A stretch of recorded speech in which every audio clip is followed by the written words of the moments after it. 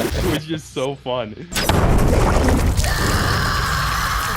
People like stunt people or special effects people, they usually don't have much to do in Switzerland, or only very boring stuff, or even the costume department. Usually it's stories that take place in today's age. So that was a lot of fun for the entire crew to finally do something a little bigger than what they were used to. Everybody was really hyped because basically, everybody knew this is our chance. Now we can go fucking crazy, and they did. The girl from the Alps is back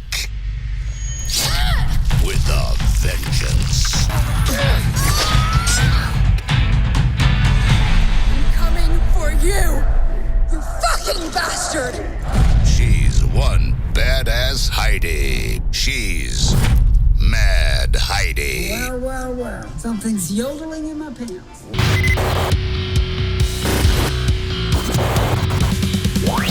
Today on the show, we are joined all the way from Switzerland, Sandro and Johannes. They are the directors of one of the most fun movies I've watched all year, Mad Heidi. If you're a fan of Machete, Planet Terror, Hobo with a Shotgun, Turbo Kid, and anything of that over-the-top vibe, this is a must-watch for you. They recently just released the special edition Blu-ray that you can find at madheidi.com, where there's also tons of fun merch, different covers, and you can even stream it from there right now. And this is such a cool film. And beyond enjoying the film, I really enjoyed this talk with these guys. I learned a bit about Swiss film culture and how they kind of went against the grain to make something like this. And in the end, they leave us with some inspiring words for anybody trying to get into the film industry and have their shit come to life. Yeah, so happy to have you guys here today. I was saying to Sandro before you hopped on that I just totally enjoyed this film so much. And I noticed like a lot of people, they try to make these self-aware, like campy films, but a lot of them don't have the quality of a Mad Heidi. And I kind of compare it to almost like a Tarantino Planet Terror or a Machete or Hobo with a Shotgun, where it's just in that vein of just being so fun, but also like just such a high quality. And I just want to know, like, when you guys were going into making this movie, were you guys just thinking, let's just have the most fun as possible and just make something really special?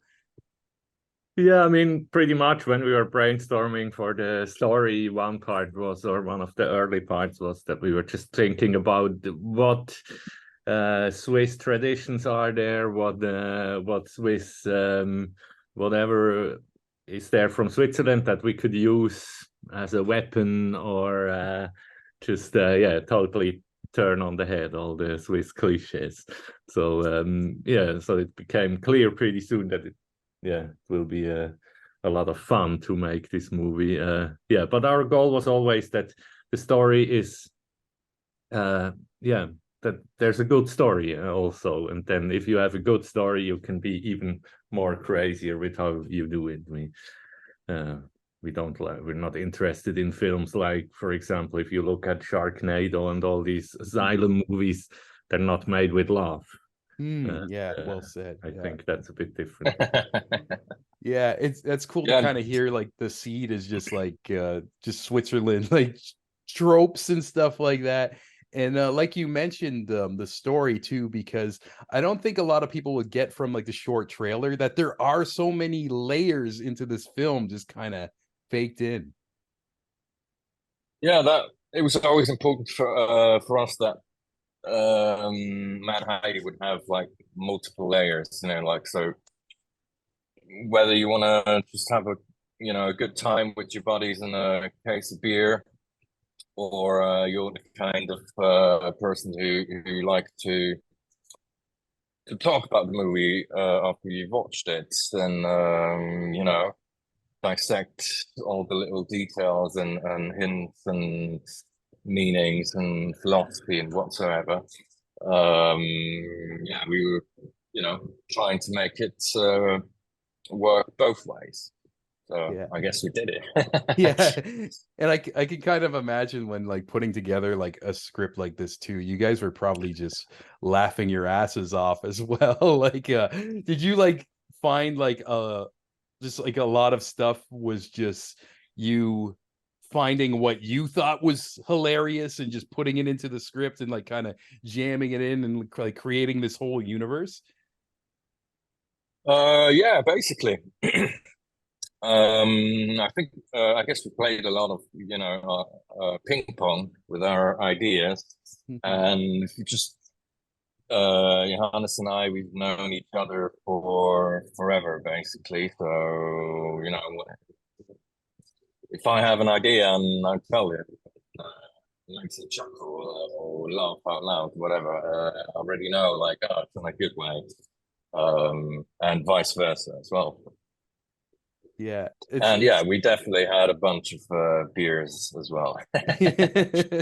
Amazing. I guess we had pretty early on. We had a rough idea of what the story arc of Heidi could be, but then it was basically just like filling it up with fun stuff and try to figure out what kind of jokes could we implement. And yeah, and on top of like just the ridiculousness of the film itself too, I thought like just the acting in the characters were so incredible too. Like the way they just were just so into these characters. And you mentioned like some other type of films like a Sharknado or whatever. You can tell they're kind of like rushed, and like it seems like you guys put a lot of time and care into actually like casting these different roles too. And do you want to tell me a little bit about that?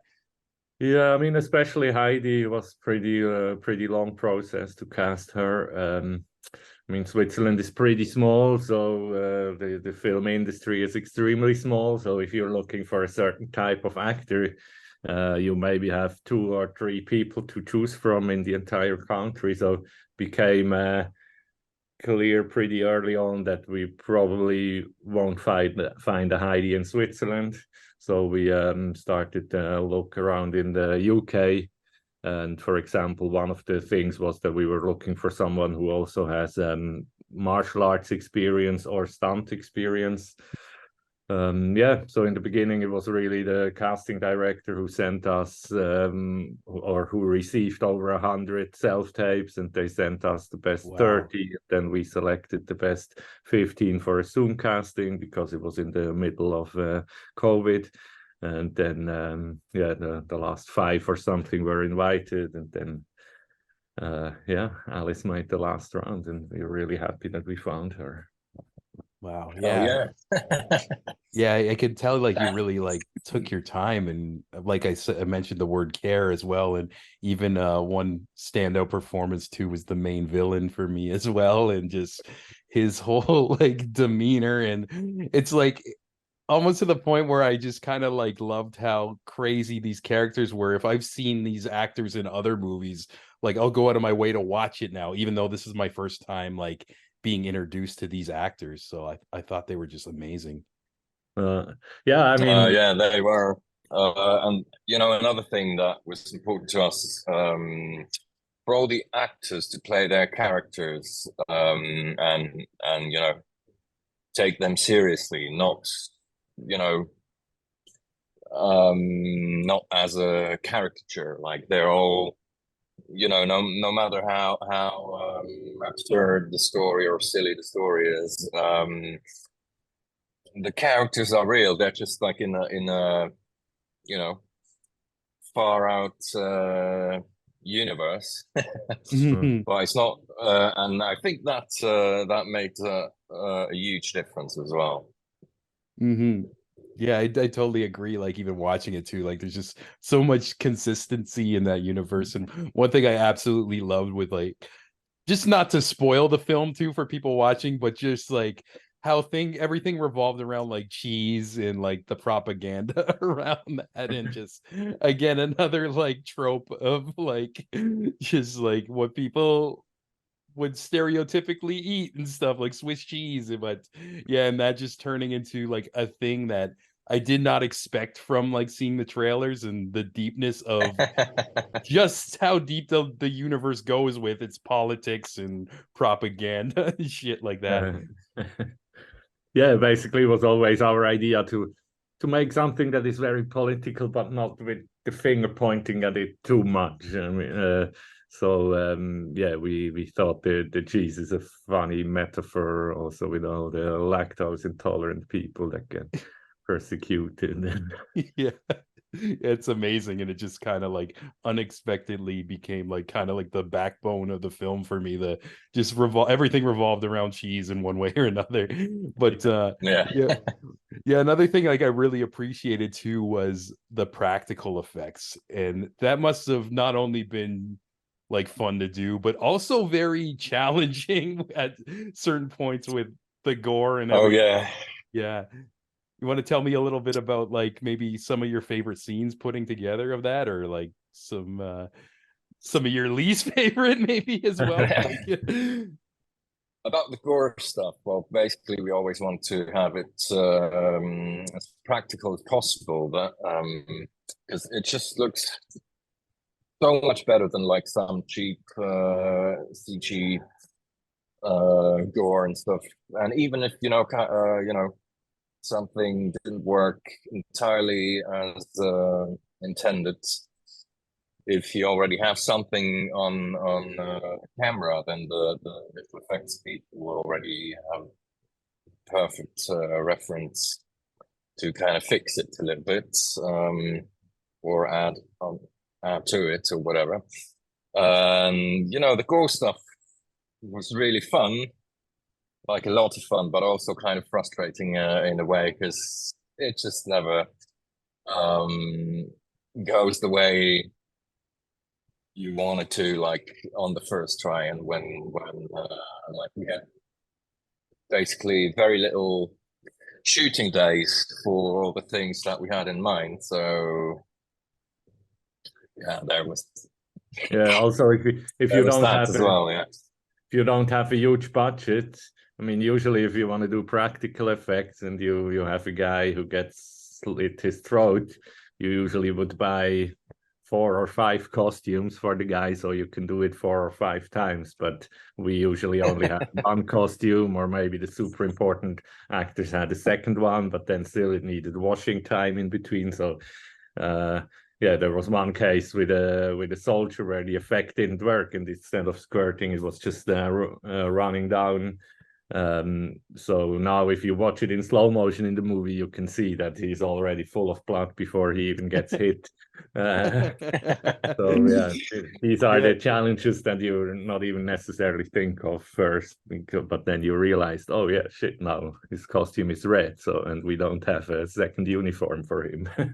Yeah, I couldn't imagine too like how intense it might be, like kind of shooting one like a scene like that, knowing you have one take, like maybe you have like somebody's head built and we're about to break it and we don't have a second one, type of thing. So those got to be like some of the crazy moments. But the way that I've seen it in the edited version, like it was amazing. Just like I love how like even like consistent, how over the top like the blood spray was every time somebody would lose a limb or something. It was just so fun. I mean, what we often did with the special effects is that we combined them with visual effects, or that we filmed a special effect in front of a green screen, and then we use digital compositing to put it together with the other footage. So yeah, I think we tried to stay old school with the effects, but use the advantages of the modern technology to make the practical effects even better. For example, something like Peter's head exploding. We first film Peter in this position, then we leave the camera in the exact same position, and then we put in his head, blow up the head, and then we put it together digitally. That's so cool. Yeah, it's a very like kind of like 80s horror style. And also when we were more or less done with the editing, and we knew kind of which shot and which angle whatsoever is used in the film, we added basically an additional shooting day in front of the green screen with just blood squirting, blood spraying, blood dripping, no actors involved, just to generate some more materials to kind of touch up everything a little bit. Oh, that's cool. That was Just if also a you lot needed of to fun. add Yeah, more here and there, which there was a lot, you know. well, There could have been there's more. never enough, basically. That's amazing. And I want to know what was the vibe like on the set. I can imagine just with like even the dialogue was like killing me through the whole film, laugh out loud moments. Was there like a lot of outtakes and like people kind of like struggling not to like laugh during a Yeah. scene? And To be honest, there's not many outtakes. We don't have a bloopers reel. People were really focused because we knew we didn't have a lot of time. But it was, of course, a lot of fun for the entire crew, and especially here because we have such a small film industry. Um, and most of the films that are done are just like rom-coms or dramas or maybe a small TV crime show, but people like stunt people or special effects people, they usually don't have much to do in Switzerland or only very boring stuff, or even the costume department. Usually it's stories that take place in today's age, so they usually just have to buy some clothes and put together some regular costumes, and it's not most Swiss films don't have this world building included that we had. So that was a lot of fun for the entire crew to finally do something a little bigger than what they were used to, and therefore everybody was super into it. Yeah. yeah, that's so Yeah, cool to hear. everybody was really hyped because basically, everybody knew this is our chance. Now we can go fucking crazy, and they did, and we let them. Yeah, I feel like that totally like translated in like it's cool to kind of hear those layers of almost something like I didn't know you guys are kind of doing something different than maybe what the film culture where you're at is different. Like, it's like, did you guys feel like you were taking also a risk doing like such an ambitious, crazy film like this? Yeah, I mean, definitely the typical answer you get in Switzerland is, oh, you can't do a movie like that in Switzerland. So because You have nobody to go to genre Hollywood. films. Yeah. And Well, yeah, genre films are not taking that seriously, I guess, by like the cultural elite, who are like the people who usually decide who gets the money for their films, because most European films are funded through cultural funds from the state and not through investors.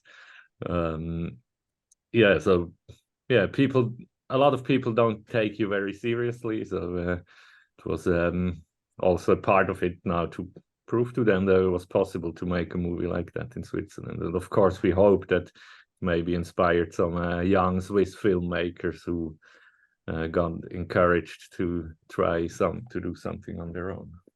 yeah, that's Yeah, amazing. definitely inspired the young ones. The old ones were still a bit unsure. Yeah, they're like, what is this? But Yeah, hey, like exactly.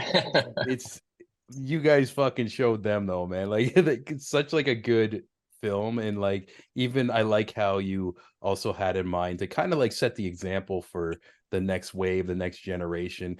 And this probably was also like inspiring for you guys too to maybe do another one. Or are you guys like thinking of like pushing forward with another film like this?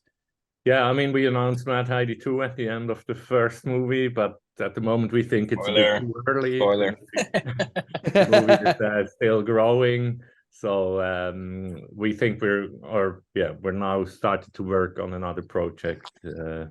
So we think we will do another movie first and hopefully then Mad Heidi 2. But it will be something that goes in a similar direction. Swiss Okay, exploitation again. cool. Very, very cool. And do you guys have like kind of like a rough idea, or do you want to keep that on the low right now of like what your next one is? Well, basically, the idea to do another one after Mad Heidi was to just be able to clear our minds from Mad Heidi like completely, and get some fresh ideas, and hopefully, the second one will be better than the first one, because our producer was like, guys, you know, I will not make a movie, sequel movie where the sequel is shittier than the first one, like most of them are, you know. So, and we agree. I mean, we have some ideas. There's also some leftovers, so to say, from the first one that we couldn't do because we just didn't have the money to make it. But yeah, we have some rough ideas. But you know, for now, let's just clear our mind, do something else, and then go back to Mad Heidi Part 2, hopefully very soon. Yeah, that's really cool. And like, especially like, yeah, I think it's important to kind of cleanse your palate too, and maybe even let it sit and simmer. Because yeah, and I mean, we were thinking of nothing else than Swiss traditions and Swiss mountains and cows for the last 5 years. So Yeah. it will probably help to do something a bit different. Yeah, most definitely. But yeah, it's so cool. And even like watching it too, it's I feel like I'm a little late to the game. Like it's been out a little bit, like on streaming and everything. And it's just like I know so many more people who would enjoy this film who haven't seen it yet. You know, it's like, again, I mentioned at the beginning of the interview, the type of people who enjoy a Planet Terror or Machete, Hobo with a Shot. It's just on that quality of just fun, and it just feels like a ride. So like I want to give you guys your flowers for that too, because it's also a movie I haven't a type of movie I love that I haven't seen in a very long time as well. Yeah, there weren't many. Well, it's already like 10 years ago when Hobo with a Shotgun and Turbo Kid came out. So. Yeah, definitely. And yeah, we like those. Also, just for a final question, a lot of different creatives and aspiring, like even filmmakers, have hit me up saying they listen to these segments too. And I just want to know, like, through your journey of making this film, if you had any like general advice or lessons you learned that you can pass on to somebody who's trying to step foot into the film industry. Well, I guess you just, in the end, you just have to do it no matter what. If people say you can't do it, just do it and not wait for. I mean, I never waited for a producer to come who says, "Hey, I'm the producer. Here's $1 million. Let's do a movie." You have to become active and reach out to producers. And if you can't find a producer who's interested, then produce it yourself. But in the end, I recommend not waiting for anyone to come and discover you or give you a chance or anything, because that will never happen. Yeah. What could I say? I guess, yeah, stick to your guns, stick to your idea if you really believe in it.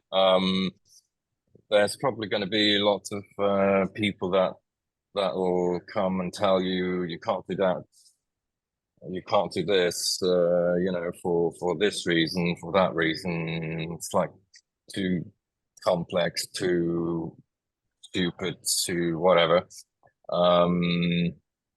Stick to your guns. But still listen to all the people who tell you you can't do it, because you know, you might still learn you know, one bit or another from it, and then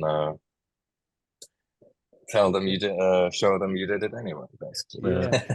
And something we learned, it's easier to make action and special effects than fight scenes. We were a bit too ambitious with our fight scenes. We have a lot of fight scenes in there, and it's just a lot of work, a lot of training. And then if you didn't have enough training, then it's difficult to edit it sometimes. So I recommend do more gore, And more Yeah. explosions. That's another thing we learned. Explosions Yeah. are great for the crew. I mean, For the spirits, yeah. for the spirit. The entire crew was hyped for like 48 hours after we filmed this big factory explosion. Yeah, and I can tell you, like, as a viewer, like, it got me hyped too. Who doesn't love a good explosion or somebody's Yeah. head getting chopped off and stuff? It's Yeah, such a good and time. it's definitely better if you're actually there when the shit blows up. So Yeah. Also, I do uh, like what you said, Sandro, about like listening to the people who tell you you can't do it, because you're the second director I talked to recently who said the same thing for this answer. And that other director was the guy who made Sisu for Lionsgate Films too. And that was all right. also probably, compared to your movie, another one which is like, these are like the two craziest movies I've seen all year. So there's something within that fire with these directors of just like, yo, like, you say I can't do this, we're gonna do it anyways type of energy, which is amazing. I think there's Yeah, power in that. yeah, and basically also if you're like arguing, for example, with your producer about something, they don't like it, and they're like, "This got to go," and you're like, "Fuck no, this got to stay in the movie. There's no way this is gonna get cut." And while you're arguing, actually, while you're defending your idea, you automatically in your brain, you can see like how good the idea actually is. Like what if you kind of have to fight for it and not just this is my first or second or third great idea. Let's do them all. They sound good. If you kind of have to fight for it, you get some kind of picture of how good or how important it actually is. So even I mean, if you don't have any arguments or any reasons to argue with your producer, then it's usually a sign that it's probably not as good as I thought. But if it's a scene that you're really convinced and you know that it must be in there, then usually you can argue why it needs to be there. Yeah, because sometimes I guess like the people saying that, they don't really see the full vision, but I guess I don't know, maybe like somebody less experienced, like as a director, would be like, oh, okay, yeah, we'll cut that or whatever. But sometimes you just gotta remember why you wrote that, or like why you wanted to do this, and because sometimes that's just the reason why you're making the film, I guess, too. Like some of the things they want you to cut out. absolutely. Yeah. Yeah, but yeah, finally, I just want to say, like, it was such a pleasure to pick your brain, especially like after watching this. I can't say enough how much fun I had watching this film, and I really appreciate your time today. Hey, Thank you, man. Thanks It was for our the pleasure. interest. Yeah, and we'll Yeah. definitely continue to plug it and let people know where they can get the Blu-ray and watch it on streaming. But yeah, once again, hope you guys have a great day, and hopefully we can talk again around your next project. Sure. Absolutely, man. We would love to. Awesome. All I'm a right. new fan, Hey. so I'm looking forward to that. Oh, Great. yeah. Thanks, man. All right. Hey, thank you. And Yeah. have a nice one. Till next time. Once again, thank you guys for this wonderful conversation, and everybody at home listening. As you can tell, I really love this film, and I always feel blessed being able to talk to the people who make the things I love and enjoy on this journey of interviewing and podcasting. And like we mentioned, if you want to check out this film too, go to madheidi.com. You can stream it immediately right now. And if you're a collector, there is many special edition Blu-rays with different covers. Like one looks like an anime. I think one's called like the extra cheesy edition. It's so cool. And all their merch totally matches the vibe and fun of this film. And before I go, like always, I want to give a special thanks to everybody on the Patreon page, starting with Mike Carniello of the Testing with Mike YouTube channel. Definitely check that out if you're into technology, want to get in the nitty gritty and learn how to fix things. Mike is the man for you. Also, Amanda McKnight of Top 10 Nerd, and also her personal Amanda McKnight YouTube channel. She is an absolute gem who produces amazing content from comic books to films to video games and celebrates all things that is nerdy. Another big thanks to the wonderful Jenny Potter, the legendary Devin McBride, Ryan frickin' Campbell, my favorite soul singer, Saber, and last but not least, Francis Coffer, aka my mom.